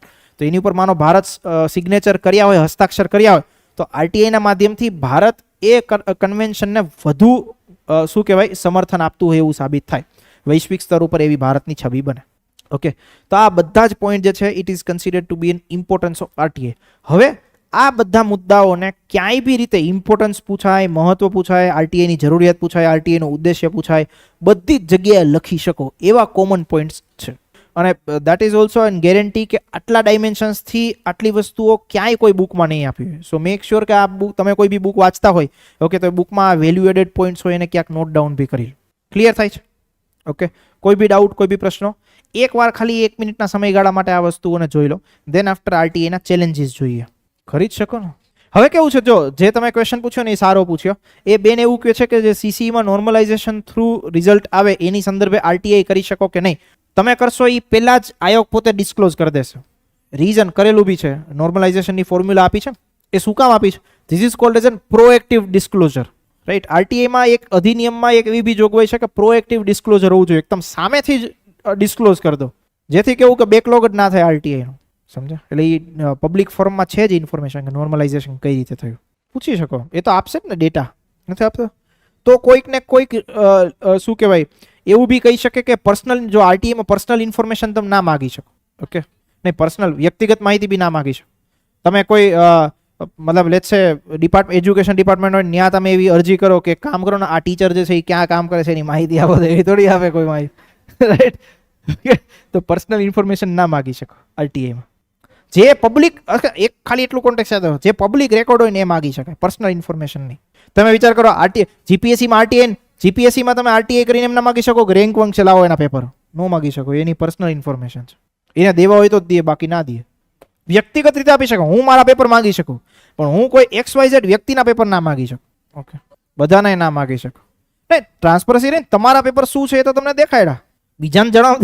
એમ કે બીજાના પેપર જાણીને તમારું કરે, તમે તમારા પેપર જાણો ના, તમે એ કોન્ટેક્ટથી જાણો મને કઈ રીતે માર્ક આપ્યા, ક્યાં માર્ક્સ કાપ્યા. ઓકે, બીજા કોઈની વ્યક્તિગત ઇન્ફોર્મેશન તમે ના માગી શકો. એના પેપર છે એની વ્યક્તિગત ઇન્ફોર્મેશન નથી. It is not a public record. કોઈ બોડી જાહેર કરે, માર્ક્સ તો જાહેર કરે તો માર્ક્સ તો કરશે, એ ફાઇનલ રિઝલ્ટ આવશે એમાં તો કરશે ને. તો કાંઈક ને કાંઈક કાયદાની એવી જોગવાઈ હોય તો જ ન કરતા હોય, બાકી તો એ કરે. તમે કોર્ટમાં જાઓ, કોર્ટ કાંઈક તો કહેશે કે કાંઈક તો એવી કાયદાની જોગવાઈ જેના કારણે નહીં કરતા, બાકી તો એ કરે છે. અને જીપીએસસી બી પબ્લિક ફોરમમાં ક્યાં બધાના માર્ક્સ મૂકે છે? એ તો તમને એક વેબસાઇટ આપે, એ વેબસાઇટમાં જઈને ચેક કરી લો, ત્યાં માર્ક્સ આપે. પબ્લિક ફોરમમાં તો જે પાસ થયા હોય ફાઇનલ રિઝલ્ટમાં, જે લોકો ઇન્ટરવ્યુ બોલાયા હોય એના જ માર્ક્સ આવે. બાકી જે લોકોને ઇન્ટરવ્યુ ના આવ્યા હોય એને મેઇન્સમાં કેટલા માર્ક્સ આવે એની થોડી પબ્લિક ફોરમ હોય છે. હા, ફાઇનલનું જ કહું છું. ફાઇનલમાં જેટલા લોકો પાસ થયા એને ઇન્ફોર્મેશન નહીં આપે તો એ વસ્તુ મતલબ એ કહી શકો કે તમે ટ્રાન્સપરન્સી નહીં. કેમ એવું તમે કેવી રીતે કન્સિડરેશન? વ્યક્તિગત માહિતી થાય બેન, એટલે માટે ના આપે. કશું એવું નહીં. તો તમે તો એવું કહો કે જે જીપીએસસીમાં રેન્ક 1 છે એની કોપી નહીં આપતા એટલે એ તમારો માણસ છે, એવું ના આવે ને. એ તો પર્સનલ ઇન્ફોર્મેશન છે, પર્સનલ ઇન્ફોર્મેશન થોડી કે લ્યો એ વસ્તુ ના માગી શકો. આરટીઆઈએ તો કેટલી વસ્તુઓ આપી છે. આ તો તમે તમારો સ્વાર્થ જો છો એટલે એ કોન્ટેક્સમાં. કાયદાની પ્રક્રિયા બી ઇમ્પોર્ટન્ટ છે, કાયદાનું પરિણામ બી ઇમ્પોર્ટન્ટ છે. પ્રક્રિયા બી એવી જ હોવી જોઈએ કે જે યોગ્ય હોય. ઓકે, તમે ખાલી પરિણામ દેખાડ દો કે ભાઈ જો આ વસ્તુ થઈ તો એ યોગ્યની પ્રક્રિયા બી પ્રોસેસ બી પ્રોપર હોવી જોઈએ. તમે એવું ફાઇનલ રિઝલ્ટ ખાલી રિફ્લેક્ટ કરી દો કે આ બસ આ વ્યક્તિ જે છે એ પાસ થયો, એવું નહીં. પ્રોસેસ એ વ્યક્તિ બી આ બધા જ સ્ટેજીસમાંથી પાસ થયો એ બી તમારે રિફ્લેક્ટ કરાવવું, એ બી યોગ્ય હોવું જોઈએ. જો પરિણામમાં લૂપહોલ્સ આવ્યા તો ઓબ્વિયસલી તમે પ્રક્રિયાને જ દોષ છોડી શકો. પરિણામ ઇઝ તમે એવું એક વસ્તુ કેવી હોય કે પૈસા કમાવા છે, સો પૈસા is considered to be an ultimate result, but કઈ રીતે કમાવા એ પ્રોસેસ બી ઇમ્પોર્ટન્ટ છે ને. ઓકે, તમે બિલિયનર થઈ ગયા ડ્રગ્સનો સ્મગલિંગ કરતા હોય તો that process is not proper. So in the same way પરિણામમાં લૂપહોલ્સ હોય તો એની પાછળ પ્રક્રિયામાં ક્યાંક ને ક્યાંક લોચા હોય એવું જ તમારે માનીને ચાલો તો જ એનું આઉટકમ એવું આવે. એટલે એ કોન્ટેક્સ્ટમાં વસ્તુઓ આવી હતી વચ્ચે કે સુપ્રીમ કોર્ટના જે ચીફ જસ્ટિસ જે છે એ બી આરટીઆઈના દાયરામાં જ આવે છે. Okay, he is also considered to be. હા, પણ એની બધી જ પર્સનલ ઇન્ફોર્મેશન તમે ના પૂછી શકો. અમુક પબ્લિક ડિસ્ક્લોઝરમાં જે જેમ કે તમે એવું જ માનીને ચાલો કે જે બંધારણીય પદ ઉપર મેમ્બર ઓફ પાર્લામેન્ટ જે છે એની બી મિલકત જાહેર કરવામાં જ આવે છે. In the same way chief જસ્ટિસની બી મિલકત જાહેર થઈ શકે. એટલે જો એમાં તો કેવું છે કે એક આખું પ્રોસેસ છે. પ્રોસેસ કેવી તો કે એ નહીં, કોઈ બી XYZ બાળક હોય, જ્યારે બાળક ગુનો કરે, મતલબ એ is considered to be a minor. Okay, એ જ કન્સિડરેશનમાં લીધું તો માઇનોર જ્યારે કરે તો એને એવું માનવામાં આવે કે એનું હજી માનસિક વિકાસ થયો નહીં. એ ફિલોસોફીના બેઝિસ ઉપર આખી વસ્તુઓ ગણાય, એ ઇન્ટેન્શન ઉપર આખું ગણાય. ઓકે, સો એટલા માટે એને છોડવામાં આવે. એટલા માટે એની મતલબ એવું કરવામાં, જેમ કે આ કેસને તો નહીં પણ બીજા કેસને આપણે એવું માનીને ચાલો કે બીજા કેસમાં એવું થયું કે ભાઈ કોઈક માઇનર છે અને કોઈકનું મર્ડર કરી નાખ્યું. ઓકે, હવે એ વ્યક્તિને તમે જે રીઢા ગુનેગાર હોય કે જે વ્યક્તિ સમજદાર હોય એની સાથે કમ્પેર જ ના કરી શકો. ઓકે, એ વ્યક્તિની પ્રોસેસ જ આખી અલગ છે. એટલા કારણ કે એની પાસે તો આખી જિંદગી હજી પડી છે, આખું એ ફિલોસોફીના બેઝ ઉપર એને સજા નહીં કરવામાં આવતી. ઓકે, અને એને એ પ્રોસેસ થ્રુ પાસ કરવામાં આવે છે કે જેમાં એનું આગળનું જીવન જીવશે. હજી એને દુનિયાદારીની ખબર જ નથી. ઓકે, તો આજ સવાર હજી એની જિંદગી શરૂ થાય એ પહેલા જ એને જો પબ્લિક આખી રીતે એવી રીતે ચિત્રિત કરી દેવામાં આવે તો એનો તો સમાજ પ્રત્યેનો આખો જે વ્યૂ છે કે થોટ છે એ જ ચેન્જ થઈ જાય. ઓકે, એ જ આખું નેગેટિવ પરસેપ્શન, ઉલટાનો વધારે એ ગુનેગાર બને. એ વસ્તુને બી કન્સિડરેશનમાં લેવામાં આવે. એટલા માટે એની આઈડેન્ટિટી છુપાવવામાં આવે અને એને એવી જગ્યા મોકલી દેવામાં આવે કે જ્યાંથી બીજા લોકોના સંપર્કમાં આવે. એવું છે. એટલે એનો તો આખો ફિલોસોફિકલ બેઝ અલગ છે. માઇનોર્સને શું કામ સજા નહીં કરવામાં આવતી એ. ડન? હા, લખી શકો. મતલબ લખી એ કોન્ટેક્સમાં શકો કે એમને જે મુવમેન્ટ કરી, રાઈટ, સ્ટોરી બનાવીને તમે લખી શકો એમને જે મુવમેન્ટ કરી એના પરિણામે ભારત દેશમાં આરટીઆઈ અધિનિયમ આવ્યો. એટલે એટલી બધી બી ડિટેલ આખી લખવાની જરૂર નહીં, પણ કહી શકો કે આરટીઆઈ નું ઓરિજિન આ છે, એ કોન્ટેક્સમાં તમે લખી શકો. ક્લિયર? બાકી એની સ્ટોરી એકવાર વાંચજો, તમને ખબર પડશે કે શું ઇન્ફોર્મેશન છે. તો મળે જ ને, પણ એ જે સિસ્ટમના કામ કરતો હોય એની જ માહિતી મળે, એની વ્યક્તિગત નહીં. સમજ્યા? એટલા માટે ચલો આગળ વધીશું ડિસ્કશન પર. આરટીઆઈ સાથે જોડાયેલા પડકારો. રાઈટ, આરટીઆઈ સાથે અમુક જે પડકારો જે છે એને કયા કોન્ટેક્સ્ટમાં યુઝ કરવામાં આવે છે, જસ્ટ થિંક અબાઉટ ઇટ. તો કે પહેલી વસ્તુ જો કાનૂની પડકારો. કાનૂની પડકારોમાં એક વસ્તુ જે છે કે જે વસ્તુને બાકાત રાખવામાં આવેલી છે ઘણી વખત એનો મિસયુઝ કરવામાં આવે છે. રાઈટ, એની કોઈ જ પ્રકારની ટ્રાન્સપરન્સી કે એની કોઈ જ પ્રકારની એસઓપી સેટ કરવામાં આવેલી હતી તો ત્યાં એવું બની શકે કે ભ્રષ્ટાચાર મોટા પ્રમાણમાં થાય. ઓકે, એ ભ્રષ્ટાચારમાં લે છે તમે એવું કન્સિડરેશનમાં લઈ લો કે કોઈ ડિફેન્સની વસ્તુ છે. હવે ડિફેન્સની વસ્તુમાં બી ડીલ્સનો સમાવેશ હોય, એવા ઘણા બધા મૂવીઝ બન્યા છે. ઓકે, અયારી એક મૂવી હતું, જો આમાંથી કોઈ વ્યક્તિએ જોયું હોય તો it's called as Manoj Bajpayee અને સિદ્ધાર્થ મલ્હોત્રા. રાઈટ, સો એમાં એ કન્સિડરેશનનો આખો પાર્ટ દેખાડેલો હતો કે આર્મીમાં જો આવી વસ્તુઓ થઈ શકે તો army is considered to be the exempt, but એ જે એક્ઝેમ્પશન છે એ એક્ઝેમ્પશનનો ઘણી વખત દુરુપયોગ કરવામાં આવે છે. રાઈટ, તો એક વસ્તુનો કોન્ટેક્સ્ટ એનો કાનૂની પડકારના. દેન અધિનિયમની અસરકારકતા ઘટાડવી. તો કે અસરકારકતા કઈ રીતે ઘટી છે તો કે 2019માં જે પ્રકારના અમેન્ડમેન્ટ કરવામાં આવ્યા આરટીઆઈ અધિનિયમમાં એનાથી આરટીઆઈ અધિનિયમ જે છે એ ઘણો બધો અસરકારક રીતે નબળો પડી ગયો છે. ઓકે, એ શું છે 2019નો અધિનિયમ દેટ વી વિલ સી. હમણાં એ વસ્તુ જોઈશું એટલે આપણને ખબર. જે આરટીઆઈના અધિનિયમમાં જે ઇન્ફોર્મેશન કમિશનર્સ હોય કે ઇન્ફોર્મેશન કમિશનની જે સ્વતંત્રતા અને નિષ્પક્ષતા હોય એ સ્વતંત્રતા અને નિષ્પક્ષતાને ક્યાંક ને ક્યાંક 2019ના સુધારાથી અસર થઈ છે.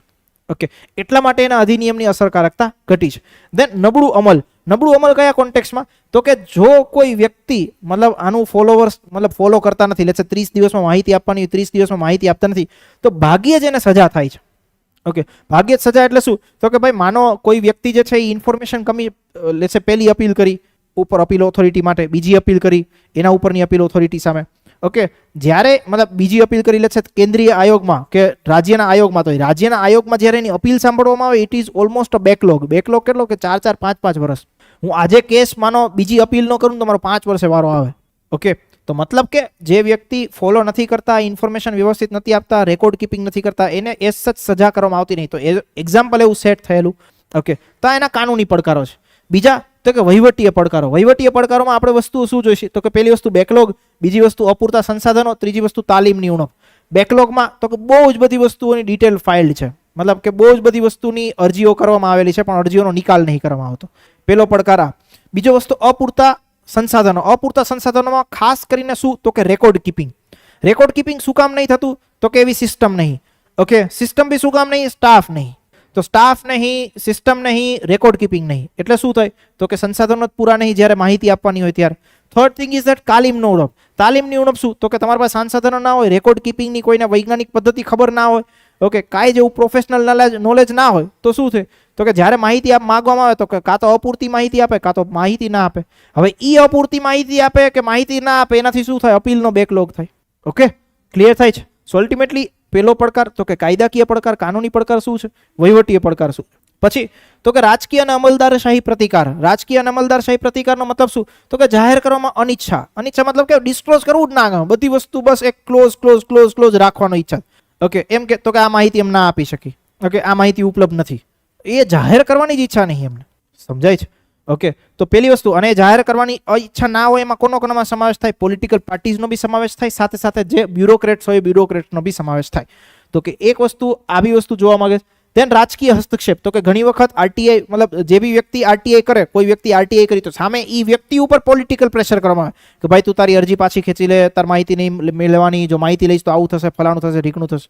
ઓકે, તો એ રાજકીય હસ્તક્ષેપ બી વચ્ચે કરવામાં આવતો હોય છે જે આરટીઆઈ એક્ટિવિસ્ટો હોય એની સામે.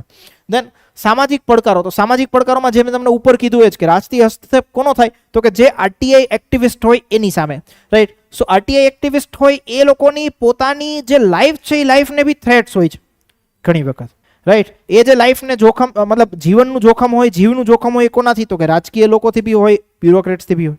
ક્લિયર થાય છે? ઓકે. દેન ઓછી જનજાગૃતિ, તો કે લોકોમાં એટલી બધી એસ સચ અવેરનેસ નહીં તો પ્રશ્ન નહીં પૂછતા. ડેટા, રિપોર્ટ, રેકોર્ડ્સ બધી વસ્તુઓ લોકો પાસે હોય, મોઢે હોય, સરકારને પ્રશ્નો પૂછવાની એવી કેપેસિટી હોય તો એ પૂછી શકે, પણ એવી અવેરનેસ જ નહીં, એમની પાસે ડેટા જ નહીં તો પૂછે શું? ક્લિયર થાય છે? એક વચ્ચે શું કહેવાય મતલબ એક ક્લિપ વાયરલ થઈ હતી. એક ક્લિપ વાયરલ એવું કહેતી હતી કે લાઈક મતલબ શું કહેવાય વર્ષો પહેલા અમેરિકા આપણને પૂછતું હતું એ ભારત તમે કોણ છો, આજે આપણે અમેરિકાને પૂછીએ તું કોણ છો. Okay, like that person was મતલબ એમને આરામથી ગમે એ વસ્તુના શું કહેવાય ઉચક વાતો કરવાની. હી ઇઝ લાઈક કે ગમે એ વસ્તુ હોય બસ અત્યારે દેશ છે એ સૌથી બેસ્ટ છે. It is because he is not aware. Okay, કાંઈ જ વસ્તુની માહિતી જ નહીં, અવેરનેસ નહીં, કોઈ ડેટા જ નહીં, કોઈ ફેક્ટ જ નહીં. ક્લિયર થાય છે? ઓકે, તો આવી વસ્તુઓ ઘણી વખત થતી હોય છે. તેમ તકનીકી પડકારોમાં બે વસ્તુ, એક ડિજિટલ ડિવાઇડ, ઓકે, બીજી વસ્તુ નબળું રેકોર્ડ મેનેજમેન્ટ. ડિજિટલ ડિવાઇડનો મતલબ શું? તો કે યાર માનો તમે લેટ્સ સે ગામડાની સ્તર પર છે, ગામડાના સ્તર ઉપર કોઈને વ્યક્તિને આરટીઆઈ કરવી હોય, ગામડાની ઓફિસમાં માનો ઇન્ટરનેટ ન હોય કઈ રીતે કરે? માનો સરકાર એવું કે હવે અમે ડિજિટલી જ આખી આરટીઆઈની એપ્લિકેશન્સ છે એક્સેપ્ટ કરીશું, તો પેલો પ્રશ્ન આવ્યો ડિજિટલ ડિવાઇડનો. બીજી વસ્તુ આવ્યું નબળું રેકોર્ડ મેનેજમેન્ટ, તો કે ટેકનોલોજીનો યુઝ કરીને રેકોર્ડ મેનેજ કરતા જ નહીં આવડતું. ઓકે, આમાં હજી કીબોર્ડમાં ટાઈપ કરે, એને કેવી રીતે આવે? વિચાર કરો એ કઈ રીતે રેકોર્ડ મેનેજ કરી શકે, રાઈટ? જ્યાં બે આંગળાનું યુઝ કરીને આખું ટાઈપિંગ કરવાનું હોય કે સ્પીડમાં ડેટા મેનેજ કરવાનો, એની એક આંગળો એક મતલબ એને હર્ષ લખવું પેલા એચ દબાવે, પછી એમાં જાય, પછી આરમાં જાય, પછી એસમાં જાય, પછી એચમાં, પછી એન્ટર મારે. વિચાર કરો, સમજાય છે તમે? રાઈટ. તો આ પ્રકારની વસ્તુઓ છે કે રેકોર્ડ મેનેજમેન્ટ પ્રોપર નહીં, ડિજિટલ ડિવાઇડ છે, યુઝ કરતા આવડતું નહીં, કમ્પ્યુટર એક્સેટ્રા આ બધા બી પ્રોબ્લેમ છે પોતાનામાં. તો વસ્તુ શું થાય કે એને બધું મતલબ થિંગ ઇઝ દેટ કે મોસ્ટ ઓફ ડિજિટલ ટેકનોલોજીનો તમે યુઝ કરો, પેપરનો બચાવ થાય, પણ અમુક લોકોને પેપર હોય તો જ ફિલિંગ આવે જોવાની. દે આર લાઈક કે digital technology background that we are passing through this phase. Okay, એમને અલગ જ પ્રકારની ફિલિંગ હોય કે લાવ પેપર લાવ, 4-5 પેજ ફેરવે, ઓકે, પેજ કાઢે, પછી લખે, પછી પેજ ફાડે, પછી લખે, પાછું પેજ ફાડે, બસ આવું કરવામાં એને મજા. તો આનાથી રેકોર્ડ કીપિંગ ના થાય. ઓકે, તમે વિચાર કરો, કોઈ મતલબ જસ્ટ ઇમેજિન એવું કરો કે કોઈ એક મેડિકલ સ્ટોર હોય, એ મેડિકલ સ્ટોરમાં એક દવાનો રેકોર્ડ જો બુકમાં લખવામાં આવે ક્યારે રેકોર્ડ થાય? ઓકે, એ એમ કે આ પ્રકારે પેરાસિટામોલ આપો, પેજ ફેરવે કયા બોક્સમાં પડી એ જોવા માટે, તો ક્યારે મેન થાય? Okay, on the other side if you are having the record management system, ખાલી પેરાસિટામોલ સર્ચ કરો, એ તમને સર્ચ કરીને દે આ બોક્સ અહીંયા પડ્યું. સો થિંક ઇઝ દેટ આરટીઆઈમાં બી એવું જ છે કે એવા technological challenges are also there. Okay, then ન્યાયિક પડકારો. ન્યાયિક પડકારોમાં કન્ટેક્સમાં ન્યાયિક વિલંબ, તો કે બહુ જ બધું ડિલે છે, બહુ જ બધું બેકલોગ છે, બહુ જ બધી અપીલો છે, રાઈટ? એ અપીલોને સાંભળવાનો બી એટલો સમયગાળો છે, તો એ બેકલોગ કન્ટિન્યુઅસલી વધતો જ જાય છે, રાઈટ? ક્લિયર આઉટ નહીં થતો. દેન સંસ્થાકીય પડકારો. સંસ્થાકીય પડકારોમાં બે વસ્તુ, એક સ્વાયત્તાની ચિંતા, બીજી વસ્તુ ખાલી જગ્યાઓ. શેના કોન્ટેક્સમાં? જે ઇન્ફોર્મેશન કમિશન છે એના કોન્ટેક્સમાં, કે એ ઇન્ડિપેન્ડન્ટલી કામ નહીં કરી શકતું બીકોઝ પોલિટિકલ ઇન્ટરફિયરન્સ છે. બીજી વસ્તુ, ત્યાં જે વેકેન્સી છે ઇન્ફોર્મેશન કમિશનરના સંદર્ભમાં, તો એ પોલિટિકલ વિલ નહીં ભરવાની, એમને એમને ખાલી છે. ઓકે, જો ઇન્ફોર્મેશન કમિશનની જગ્યાઓ એસ સચ એમને ખાલી હોય તો ત્યારે જ્યાં અપીલ કરવામાં આવે તો અપીલ સાંભળવાનું કોઈ છે જ નહીં, તો અગેન બેકલોગ થાય. ક્લિયર? ઓકે, દેન આર્થિક પડકારો, તો કે આરટીઆઈ ફાઇલ કરવી સસ્તી હોવા છતાં ઘણી વખત એના ઇકોનોમિકલ કોસ્ટ બી છે. ઇકોનોમિક કોસ્ટ કયા? તો કે ભાઈ માનો આરટીઆઈ તમે ફાઇલ કરો, તમારે કોઈ ફાઇલ છે સરકારની, એની પ્રિન્ટ આઉટ જોતી હોય, એની માહિતી જોતી હોય, તો પર page they are charging about ₹2. Okay, તો માનો 500 પેજની આખી ફાઇલ તમારે જોતી હોય તો ₹1000 દેવા પડે. હવે નોર્મલ કોઈ મિડલ ક્લાસ વ્યક્તિ હોય એના માટે ₹1000 દેવા પોસિબલ. તો એ એક ઇકોનોમિકલ ચેલેન્જીસ બી ક્લિયર થાય છે. ઓકે, તમારે કોઈ સીડી જોતી હોય, એ વસ્તુ જોતી હોય તો એના કોસ્ટ તમારે બેર કરવા પડે, જે વ્યક્તિ અરજદાર આરટીઆઈ કરતો હોય એને. તો ઇકોનોમિકલ બી અમુક ચેલેન્જીસ આર. દેન અધિકારનો દુરુપયોગ, તો કે ઘણી વખત અધિકારનો દુરુપયોગ શેના માટે કરવાનો? નકામી આરટીઆઈ, કાંઈ જ કામ વગરની. ઓકે, એવી આરટીઆઈ કરતા રહેવામાં આવે, એડમિનિસ્ટ્રેટિવલી બર્ડન ક્રિએટ કરે. બીજી વસ્તુ કે અમુક આરટીઆઈ એક્ટિવિસ્ટો ચાઈ કરીને આરટીઆઈ કરે ખોટી રીતમાં વસ્તુઓને, પિક્ચરને રિપ્રેઝેન્ટ કરવા માટે. ઓકે, આરટીઆઈ મેળવે, પછી એમાંથી અમુક પોર્શન એવો હોય કે જેનાથી તમે સરકારને પ્રશ્નો પૂછી શકો, સરકારનું ક્રિટિસિઝમ કરી શકો ને, એવો પોર્શન ઉઠાવે અને આરટીઆઈનો આધાર આપે કે જો આરટીઆઈ આવી હતી, આરટીઆઈ આવું કહે છે, સરકારે આવી માહિતી આપી, તો સરકારનો જ વાંક છે. So they are becoming RTI activist. RTI એક્ટિવિસ્ટનો બી યુઝ ઘણી વખત પોપ્યુલારિટી ને પોપ્યુલરિઝમ મેળવવા માટે કરવામાં આવતો હોય છે. ઓકે, તો એ કોન્ટેક્સમાં અધિકારનો દુરુપયોગ કરવામાં આવે, ખાસ કરીને નકામી આરટીઆઈ કરતું રહેવાનું, બેકલોગ કરતું રહેવાનું. ઓકે, સો દેટ અધિકાર જે છે, રાઇટ જે છે, એનો બી મિસયુઝ થાય છે. દેન રાજકીય પક્ષો ઉપર લાગુ ન પડવા બાબત, તો આ પણ એક પ્રકારનો પડકાર છે. એટલા માટે કારણ કે હમણાં થોડા સમય પહેલા તમે જોયું હશે ઇલેક્ટોરલ બોન્ડની જે ચર્ચા થઈ હતી, રાઈટ? સુપ્રીમ કોર્ટે ઇલેક્ટોરલ બોન્ડનો ડેટા રિલીઝ કરાવ્યો. ઓકે, બટ પોલિટિકલ પાર્ટીઝ પોતે જાતે રિલીઝ કરવા માંગતી નહોતી. એકવાર રિલીઝ કર્યો તો કોઈના નામ ના દીધા. ઓકે, પછી સુપ્રીમ કોર્ટે ઓર્ડર આપવો પડ્યો કે રિલીઝ કરો બધાના નામ સાથે. ક્લિયર થાય છે? તો રાજકીય પક્ષો ઉપર લાગુ ન પડવા બાબતનો બી એક ચેલેન્જ છે, કારણ કે રાજકીય પક્ષો દેશની જે ઇકોનોમી છે, દેશનું જે ડોનેશન છે, ફંડિંગ છે, એમાં બહુ જ મોટો રોલ પ્લે કરે છે. બટ એ જ લોકો શું કહેવાય, આરટીઆઈના પરવ્યુમાં નહીં, આરટીઆઈના જ્યુરિસ્ડિક્શનમાં નહીં. ઓકે, તો આ એક બી એનો સામે પડકાર. તો આટલા ચેલેન્જીસ તમે આરટીઆઈના આટલા ડાયમેન્શન્સથી લખી શકો. જો ડાયમેન્શન્સ આવા જ લખાય, અધિકારનો દુરુપયોગ, આર્થિક પડકારો, સંસ્થાકીય પડકારો, ન્યાયિક પડકારો, તકનીકી પડકારો, સામાજિક પડકારો, રાજકીય અમલદારશાહી પ્રતિકાર, ઓકે, વહીવટીય પડકારો અને કાનૂની પડકારો. તો જેટલા આપણે અલગ અલગ સેગમેન્ટ્સ હોય, એ સેગમેન્ટ્સની અંદર આપણે અલગ અલગ શું જોયા? ડાયમેન્શન્સ જોયા. તો પહેલા આખો જે પડકારો છે એને સેગમેન્ટ્સમાં ડિવાઈડ કર્યા: આર્થિક પડકાર, સામાજિક પડકાર, વહીવટીય પડકાર, કાનૂની પડકાર, ટેકનોલોજીકલ પડકાર. પછી એની અંદર ઇન્ફોર્મેશન આપણે લખી. તો જો આવું લખશો, that will be a most unique, અને આવી કોઈ જ કોન્ટેક્સ્ટ કોઈ જ બુકમાં નહીં. ઓકે, આટલા પડકાર જોયા પછી ના એક વસ્તુ આપણે જોવાની છે, તો કે એ વસ્તુ શું જોવાની છે? તો કે માહિતીનો અધિકાર સુધારા અધિનિયમ 2019 બહુ જ વધુ વખત ચર્ચામાં રહ્યો હતો એટલા માટે કારણ કે જે ઇન્ફોર્મેશન કમિશન હોય, એ ઇન્ફોર્મેશન કમિશનની જે સ્વાયત્તતા છે, એ સ્વાયત્તતા ઉપર પ્રશ્નો ઉઠ્યા હતા જ્યારે આ 2019નો અધિનિયમ સરકારે પાસ કર્યો ત્યારે. તો કે કયા પ્રશ્નો ઉદ્ભવ્યા હતા? તો એ ખબર ક્યારે પડે? જ્યારે આપણે બંનેનું કમ્પેરિઝન જોઈએ તો 2005માં શું જોગવાઈ હતી ઓરિજિનલ એક્ટમાં, અને 2019નો જે સુધારા અધિનિયમ છે એમાં શું જોગવાઈ કરવામાં આવી. તો કે જો પહેલી વસ્તુ, તો કે મુખ્ય માહિતી કમિશનર અને અન્ય માહિતી કમિશનરનો કાર્યકાળ 5 વર્ષ ને 65 વર્ષ જે પહેલા હોય એ રાખવામાં આવતો. 2019ના સુધારામાં શું કર્યું? તો કે મુખ્ય માહિતી કમિશનર અને અન્ય માહિતી કમિશનરનો કાર્યકાળ કેન્દ્ર સરકાર નક્કી કરે એટલો, મતલબ 1 વર્ષ બી હોય, 2 વર્ષ બી હોય, કોઈ નડતું હોય તો ગમે ત્યારે કાઢવાની બી છૂટ. તો આ પહેલી એમના સ્વાયત્તતા ઉપર પ્રશ્નો આવે, નિષ્પક્ષતા ઉપર પ્રશ્ન આવે. બીજી વસ્તુ કે મુખ્ય માહિતી કમિશનરનો પગાર ભથ્થો મુખ્ય ચૂંટણી કમિશનરની સમકક્ષ રાખવામાં આવતો, સોરી હા, મુખ્ય ચૂંટણી કમિશનર મતલબ કે જે ચીફ ઇલેક્શન કમિશનર હોય એના સમકક્ષ રાખવામાં આવતો. અહીંયા શું કર્યું, મુખ્ય માહિતી કમિશનરનો પગારના ભથ્થાઓ કેન્દ્ર સરકાર નક્કી કરે છે. મતલબ કે અગેન પોસ્ટને ડિગ્રેડ કરી, રાઈટ. સેકન્ડ, જે અધિનિયમ હતો એની કલમ 16 એ રાજ્ય સ્તરના મુખ્ય માહિતી કમિશનર અને માહિતી કમિશનર સાથે સંબંધિત હતું. ઓકે, હવે તો કે કેન્દ્ર સરકારે નિયમો અને નિમણૂકની શરતો રાજ્ય માહિતી કમિશનરની નક્કી કરવાની સત્તા પોતાની પાસે લઈ લી. મતલબ again it is an issue of federalism કે તમે જે રાજ્યની સત્તાઓ છે પોતાની પાસે લો છો. ઓકે, તો આ ચેન્જીસ કરવામાં આવ્યા હતા 2019ના અધિનિયમમાં. ચેન્જીસનો સૌથી મોટો ઇમ્પેક્ટ એ પડ્યો, પહેલી વસ્તુ કે એની સ્વાયત્તતા ઉપર, બીજી વસ્તુ કે એની નિર્ણય લેવાની નિષ્પક્ષતા ઉપર. Okay, right. એને આપણે અહીંયા કોન્ટેક્સ્ટમાં બી લખ્યું છે તો કે કેટલા સંબંધિત મુદ્દાઓ હતા. પહેલી વસ્તુ સ્વતંત્રતાને અસર કરી, જે આરટીએનો અધિકાર હતો. બીજી વસ્તુ મુખ્ય માહિતી કમિશનર અને અન્ય માહિતી કમિશનરના દરજ્જામાં ઘટાડો કર્યો, પોસ્ટ ડિગ્રેડ કરી. એના પહેલા એ પોસ્ટ સમકક્ષ ગણાતી છે ને, તો કે ચીફ ઇલેક્શન ઓફિસરને સમકક્ષ. હવે તો કે એના સમકક્ષ પગાર નહીં, કેન્દ્ર સરકાર નક્કી કરે એમ, એ ઘટાડી બી શકે, મીન્સ દરજ્જો જે છે એ ઘટાડ્યો. ત્રીજી વસ્તુ સંઘીયતા અને તેના માળખા ઉપર પડકાર, તો કે કયું, તો કે રાજ્ય સરકારમાં મતલબ રાજ્યના સ્તર ઉપર જે રાજ્ય માહિતી કમિશનર હોય એના સંદર્ભેની સેવાની શરતો બી નક્કી કરવાની સત્તા પોતે લઈ લીધી. અને ચોથો મુદ્દો તો કે ખરડો કોઈ પણ પ્રકારનો પરામર્શ વિના પસાર કરી દીધો. પરામર્શ મતલબ કે ના તો રાજ્યનું કન્સલ્ટેશન કર્યું, ના એટી ડિબેટ અને ડિસ્કશન કર્યું, એના વગર આખો ખરડો પસાર કરી દીધો. તો એ બી એક પ્રશ્ન. તો આટલી વસ્તુ જે છે એ આરટીઆઈના સંદર્ભે તમારે ધ્યાનમાં રાખવી પડે. These are some way forward કે કઈ વસ્તુઓનું સુધારાકરણ થઈ શકે. કન્ક્લુઝનમાં લખવું હોય તો લખી શકો.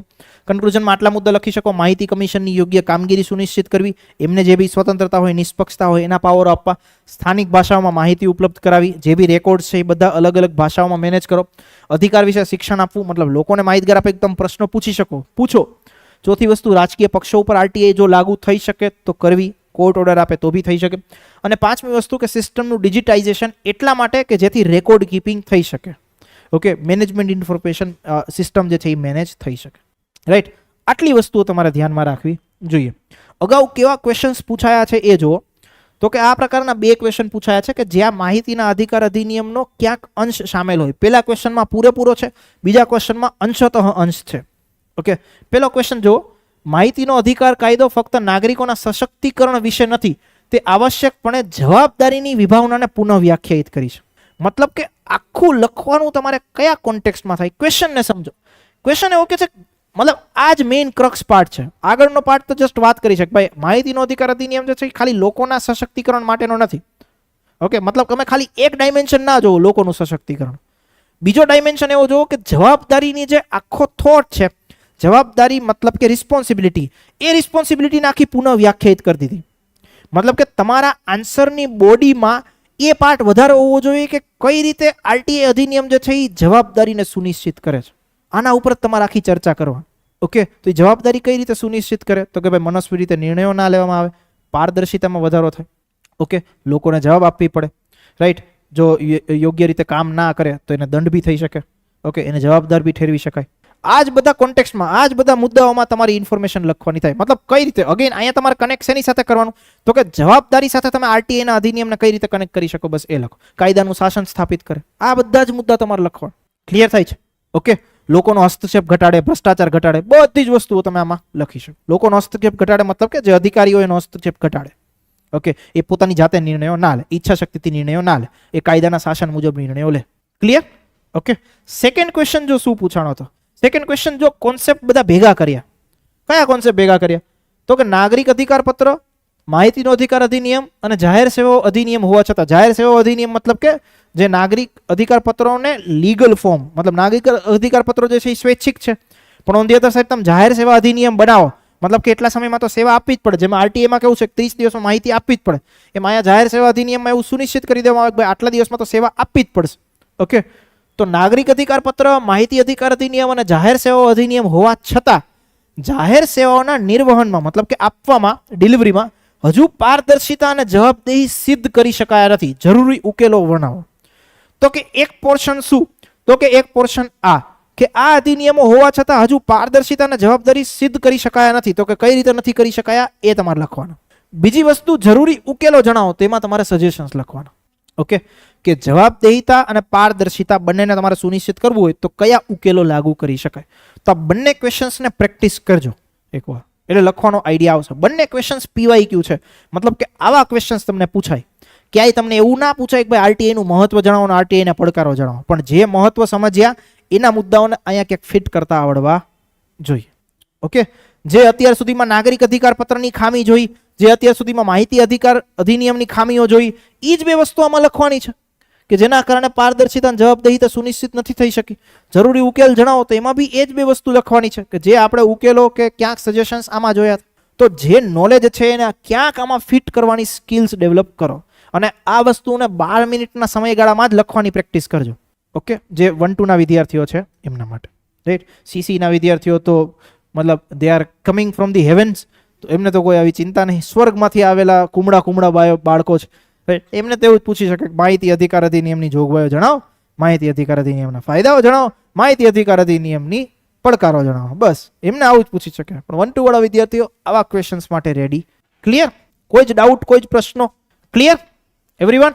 તો અહીંયા આપણો આરટીઆઈ નો કોન્સેપ્ટ બી પૂરો થાય છે. ચલો અહીંયા સુધી આપણો આજનો સેશન રાખીએ. ફરી પાછા મળીશું. Till that have a good time to all of you. Bye bye.